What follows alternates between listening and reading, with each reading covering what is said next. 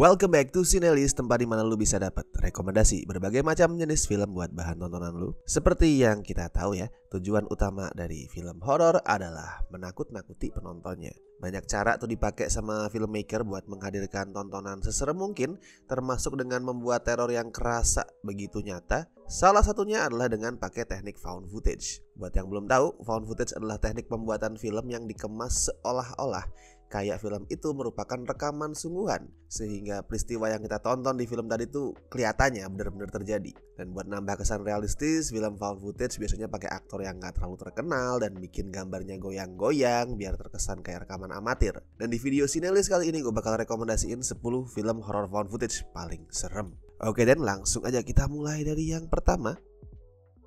Sebagai pembuka ada horor Jepang yang dipercaya sebagai salah satu horror found footage terbaik sepanjang masa, yaitu Noroi the Curse. Film garapan sutradara kawakan Koji Shiraishi ini adalah suguhan penuh misteri, aneh, dan of course serem banget. Jadi di film ini selepas kematian seorang paranormal, kita penonton itu diajak ngeliat rekaman video yang ngejelasin penyebab si paranormal tadi tewas. Beda sama kebanyakan horror found footage, Noroi punya cerita kuat dan kompleks yang bikin tempo lambatnya itu sama sekali nggak ngebosenin. Dan film ini bisa ditonton di Shudder.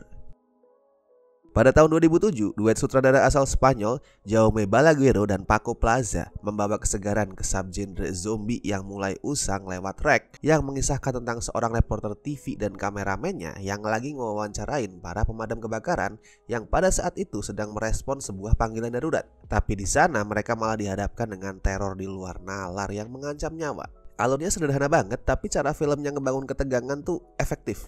Dan karena nyaris gak pakai musik, teror yang muncul makin berasa nyata. Rex sekarang bisa ditonton di Prime Video US.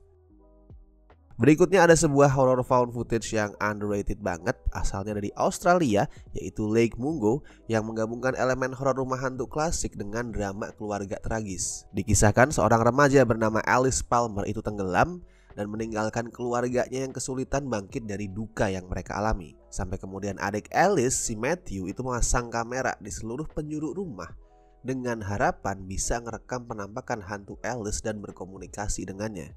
Dikemas dengan format ala dokumenter investigasi, Lake Mungo itu bisa tampil mencekam tanpa harus mengumbar banyak penampakan. Dan film ini bisa ditonton di Tubi TV. Kemudian ada Grave Encounters. Ini film formula ceritanya standar banget, standar horror found footage, di mana ada sekelompok tim acara berburu hantu yang masuk ke gedung kosong bekas rumah sakit jiwa buat membuktikan kebenaran bahwa tempat itu berhantu. Tapi walaupun klise dalam hal merangkai alur, Grave Encounters termasuk tontonan yang efektif manfaatin format found footage buat menghadirkan teror yang serem. Walaupun sempat kurang diapresiasi pas pertama dirilis, seiring berjalannya waktu, Grave Encounters tuh pelan-pelan mulai dapat reputasi yang positif dari para penonton. Film ini bisa lo temuin di Tubi TV. Menampilkan Mark Duplass yang lebih banyak dikenal sebagai aktor dan penulis buat film-film drama indie, Creep mampu tampil beda dalam meneror penontonnya. Di sini Duplass meranin seorang pria bernama Joseph yang menyewa jasa Aaron, seorang videografer, buat merekam kesehariannya. Rekaman itu kelak hendak Joseph kasih ke putranya setelah ia lahir, karena Joseph tuh nggak yakin apakah dia masih hidup atau enggak di saat putranya lahir, karena pada saat itu Joseph lagi mengidap kanker.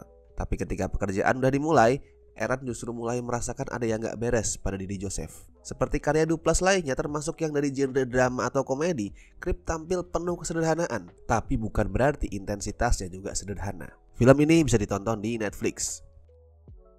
Lalu ada satu lagi judul underrated, yaitu As Above So Below, berkisah tentang calon arkeolog bernama Scarlett yang meneruskan penelitian ayahnya mengenai lokasi Philosopher's Stone. Film ini ngebawa penonton mengikuti penyelidikan Scarlett yang membawanya ke Paris bersama beberapa anggota tim lain. Di sana mereka menelusuri area bawah tanah kota sampai akhirnya menemukan sesuatu yang seharusnya nggak pernah ditemukan. Biarpun nggak menawarkan hal baru untuk urusan cerita, As Above So Below berhasil manfaatin lokasinya buat ngebangun nuansa klaustrofobik yang bikin sesek. Dan film ini bisa ditonton di Tubi TV. Next ada Hangman yang mewakili ketakutan banyak orang mengenai keberadaan sosok misterius yang diam-diam tinggal di rumah mereka. Karakternya adalah sebuah keluarga yang gak sadar kalau keseharian mereka diawasi oleh seseorang. Bukan seseorang biasa, melainkan sosok pembunuh berantai. Hangman ngebangun kengeriannya secara perlahan ketika seiring waktu tiap anggota keluarga mulai sadar kalau mereka gak hidup sendirian. Gambaran sosok misterius yang berkeliaran di rumah pada tengah malam pada saat karakternya tidur itu mampu membangun kengerian yang luar biasa. Hangman bisa ditonton di Klik Film. Berikutnya ada Hell House LLC yang bercerita mengenai kecelakaan aneh di sebuah atraksi rumah hantu.